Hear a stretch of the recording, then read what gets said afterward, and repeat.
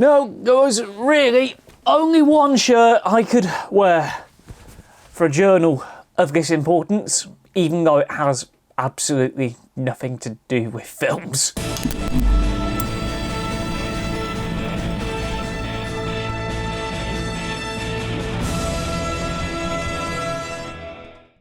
You know, as much as we can joke about how well the Shark's doing, you're not here for that, you're here for film. Last time we were here together on the journal, we were ripping apart 2022 as we usually do. Always a great episode to make, even though it's an absolute pain in the backside to edit. 2022 truly was a year when Odeon started to make movies better, their words not mine. Beloved franchises proved you could make sequels to 30-year-old films and still get a good return on box office investment.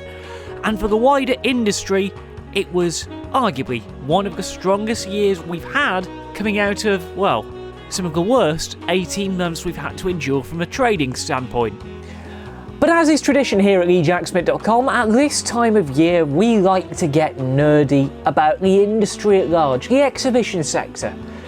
The people who ultimately get the films on screen, because, well, you can't really big up the films at all and review them without showing your appreciation to the thousands of CAs, team leaders, cinema managers, general managers, film buyers, all of those great people who make the big screen experience work day in, day out. So what we usually do is we take a look back at how the cinemas have fared over the last 12 months, and importantly, this year, are 12 months free of any COVID restrictions here in England. We're back at full capacity, we love to see it, and it's also the reason why this journal goes out on May the 17th in particular. Why? Because May 17th is 2 years to the day since cinemas here in this neck of the woods reopened after what we all thought would be the last lockdown, which it was in the end. Hindsight's a beautiful thing.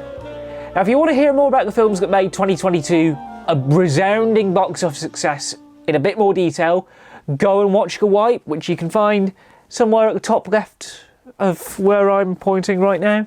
YouTube's changed the layout a little bit since I last did one of these.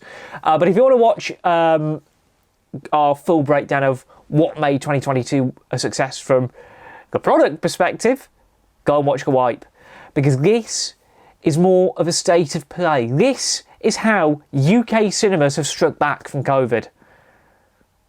These are the stats behind the success. Now, this is a very stat-heavy journal, so I have to use, I've got to use my cheat sheets, and a good place to start looking back on where we've been as an industry is the Film Distributors Association Yearbook. This is the holy grail of stats for the industry, and it's got everything you want to know about how UK cinema in particular is doing. All the signs this year are looking really, really good indeed.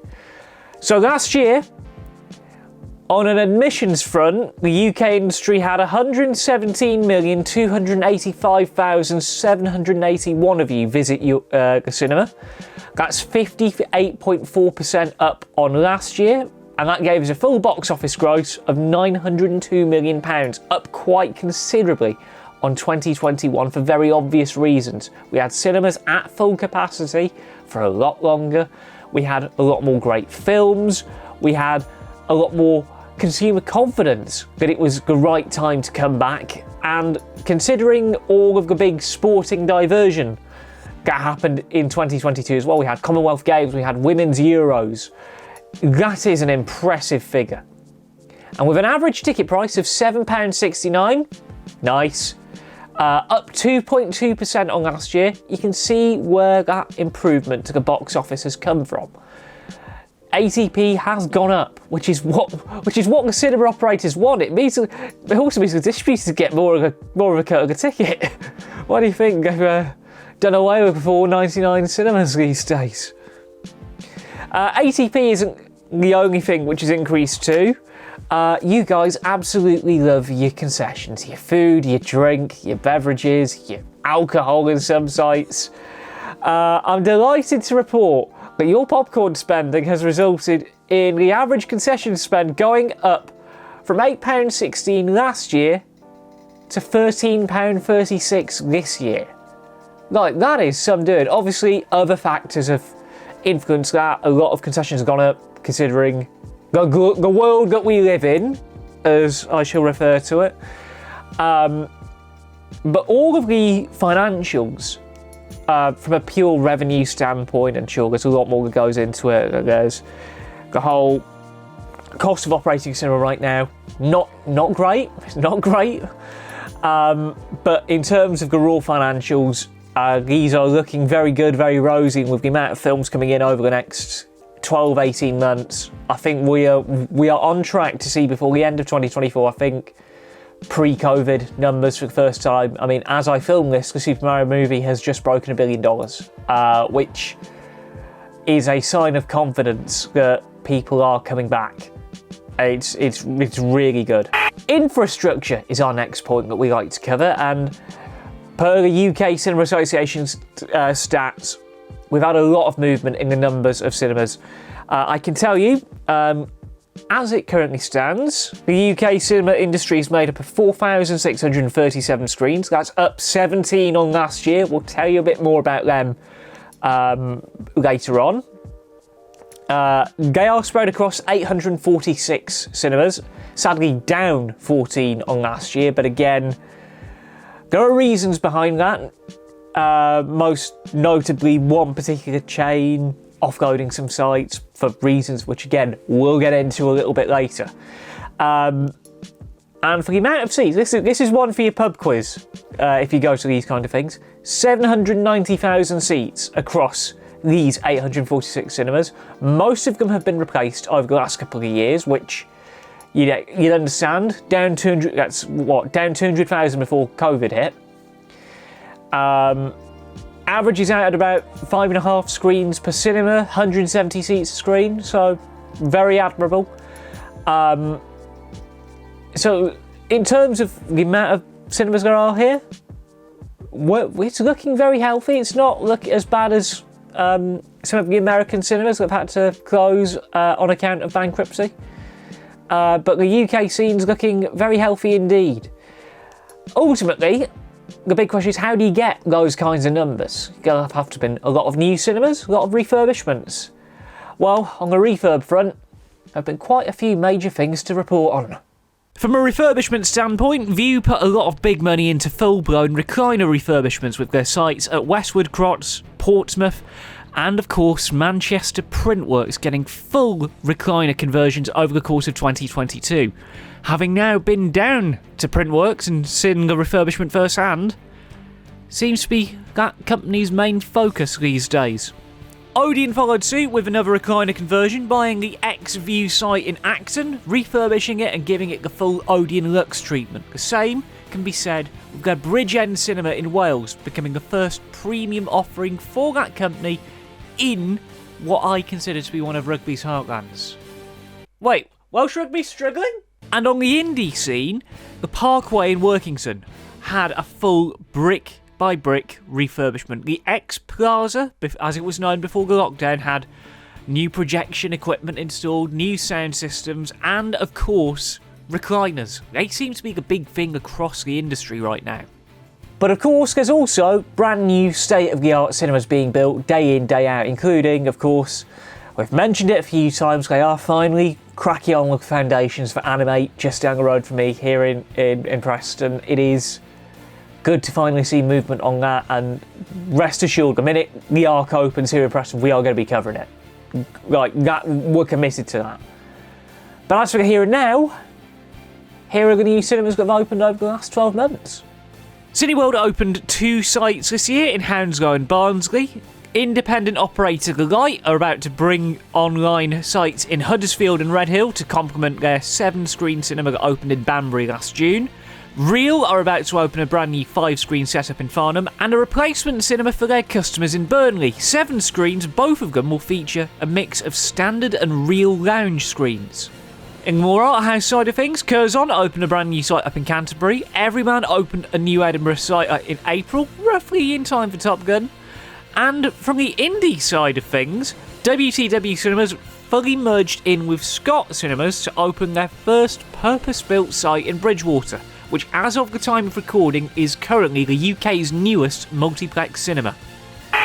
Now, naturally, talking about new cinemas brings me on to new technology as well. One of the things that I love learning about from this industry, seeing the change in technology. We've had a lot of innovation over the last couple of years. We've seen more of these recliner sites come in. We've seen more of these self-service food and drink offerings come in. But this is where we're going to get really nerdy. I'm going to try and simplify things where I can. But in terms of like the raw technological investment, there's been a lot happening. View have completed their upgrade to Rosetta Bridge, which is basically the little system that plays out the films. From what I understand, and a very basic reading up I've done on it, it opens up a lot of new possibilities for alternative content, so like your Andre Rieu live events, your National Theatre Lives. It also comes with a couple of modules that allow them to do smart trailering. So if you're watching a 15 rated film, you'll only get 15 rated trailers. It's all dynamically generated. It's really smart, saves cinema managers a lot of time. Judging by how relieved staff have been since Rosetta Bridge went live at the cinemas that I go to, they seem to be very happy with the upgrades that have been made, and I don't blame them. Still a few technical issues to iron out across the View circuit, but they will get there. Other upgrades have been happening across the chains. Odeon have finally finished their upgrade to Vista. If you wondered why Odeon's app has got very good all of a sudden, that's why. It's been like a game changer for the Limitless customers, having everything centralised in the app, being able to do Apple Ticket and Apple Wallet tickets rather, being able to do all of that centrally, and also the ability to order your food and drink before you even get into the cinema. That is a game-changing feature. That saves you so much time. The one downside is you can't order a bloody cup of Earl Grey on it. Not yet, anyway. Cineworld have also continuing rolling out their 4DX, ScreenX and IMAX offerings. Now, IMAX I can totally get behind. It's a really good format, it's full immersion. That reminds me as well, forgot to mention, Odeon rolled out some more Dolby screens. Want to get into one of them. But yeah, 4DX, IMAX, I can see why Cineworld would roll these kinds of things out. They are good profit spinners for the company, you've got good upsell value with it, but in terms of the gimmick, I only really see IMAX as one that really works. 4D is usually baked in afterwards. You don't really get films that are made for 4DX. Same with ScreenX. Like, these are just things to try and get an extra 2-3 quid up on the ticket price. It's a smart business decision on their part, but the expenditure you need to run these kind of things, it's not ideal at all. But one of the other things that has saved exhibitors a lot of money lately is changes to how the projectors work themselves. We've seen with IMAX the move to laser projection, and we're now finally starting to see it come over to small and mid-sized cinemas as well. I'm very excited to see laser roll out on a wider level that isn't premium large format. I've watched a couple of films on laser at a friend's house. I've played a lot of Goldeneye on a laser projector as well. That's a story for another time. But what's exciting about this is that a cinema 8 minutes away from me by train is getting laser projection installed a little bit later on this year. And if their big screen is immense now, with all the 4K, high dynamic range, the barcode projection kit that they're getting put in is going to bring, this could be one of the big game changers, because you don't really get to do laser at home, do you? But as much as we can celebrate a very strong recovery from 2 years of lockdown-enforced hibernation, there is, sadly, a very big elephant that we need to address in this room. We've got some breaking news, according to the Wall Street Journal, that Cineworld Group, the cinema movie theatre chain, is preparing to file for bankruptcy. Yes, the financial position of Cineworld has dominated the press since news of their dabbles into Chapter 11 bankruptcy broke towards the end of last year. As of the start of May, as we film this, they currently don't have a buyer for their UK, US and Ireland sites. Now, we're going to have to consult the facts here, because this is quite a legal minefield here. This whole chain kicked off when they attempted to buy Canadian chain Cineplex for $2.1 billion. Shareholders are going to approve this deal in February 2020, just weeks before a little storm called COVID-19 hit the industry. That pandemic storm made Cineworld back out of the deal, citing material adverse effect and breaches of the deal by Cineplex. So then, just after No Time to Die came out in October of 2021, an Ontario court ordered Cineworld to pay them, Cineplex, $1 billion. Cineworld, in their logic, went full Spaceballs in an attempt to find the money to pay them. We ain't found shit! So, to put it simply, at this moment in time, Cineworld are screwed. Just like their shareholders, though. Like, they're going to wipe them out in an attempt to come out of Chapter 11. That's... big move, Mookie. Big move. Mookie's their CEO, by the way. Mookie Grind Ninja. Who's been found guilty of a couple of criminal offences with his Israeli cinemas. Surprised nobody's reporting on this. If we want to be accountable about our cinema owners, at least we've got to do our research on them. It's almost like he's power played his way to profit. Allegedly! This is a live legal case, so we'll keep very close eyes on this, and if there's any more developments, we'll be covering it in 2023 wipe at the end of this calendar year. But this whole saga with Cineworld underlies how important you guys are to the continued success of the big screen experience. We have operators continually investing in the seat, screen and sound.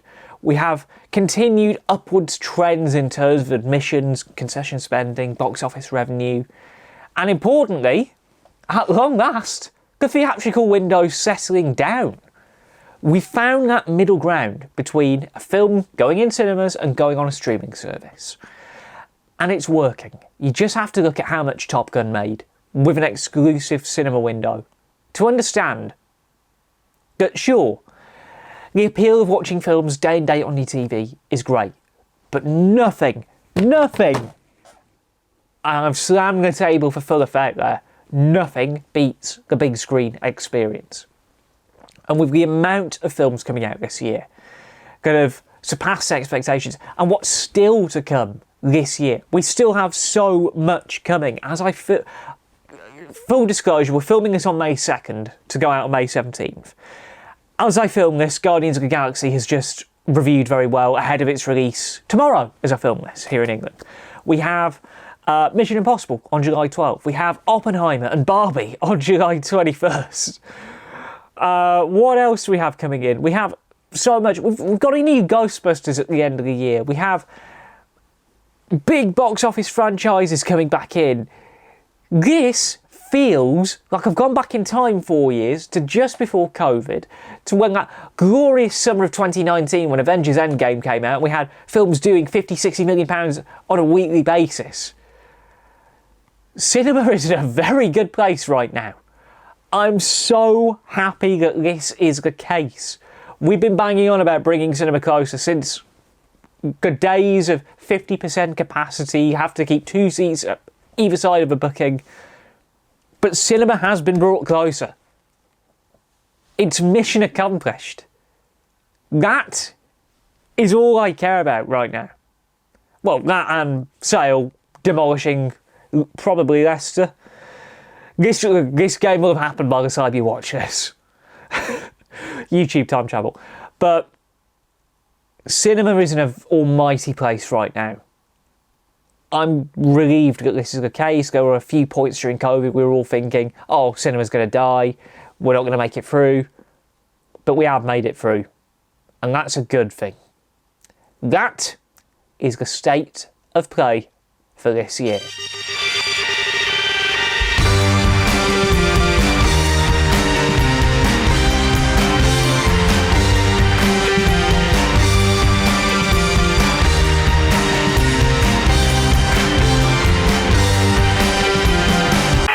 Actually, hold the credits for 1 minute. It came to me while I've been editing this journal that we've had Series 3 going for 2 years now. We started it on the day the cinemas reopened with the big rant about 9 Lives. But all good things must come to an end, as they say. We've not got long left of Series 3. We've got, I'd say, 3 more episodes, because we want to end it on Marathon Week, as well as we usually do with the Journal Series. Final episode goes out the week of the Marathon. So we have 3 more episodes left of Series 3 of the Journal, and then we're going to be moving to journals being specials only. If Ricky Gervais can do 3 series and a special, we can do 3 series and a special. So, fair warning, guys. The journal's going to change a little bit. But we do have some good episodes lined up to see out the run. And, of course, we're still doing Wipe at the end of the year. That will always be a thing. You guys love it. I enjoy making it, even though it's an absolute pain to edit it all down. But we're on the home stretch. We really are on the home stretch. We've brought cinema closer. We've done our mission.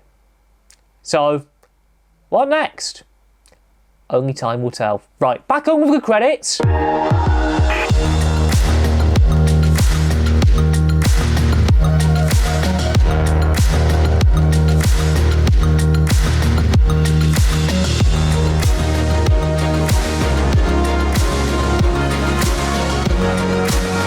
I love not just writing film reviews, but I love reading film reviews, especially the ones that are a little bit more bonkers. Daleen has got one thing on her mind there.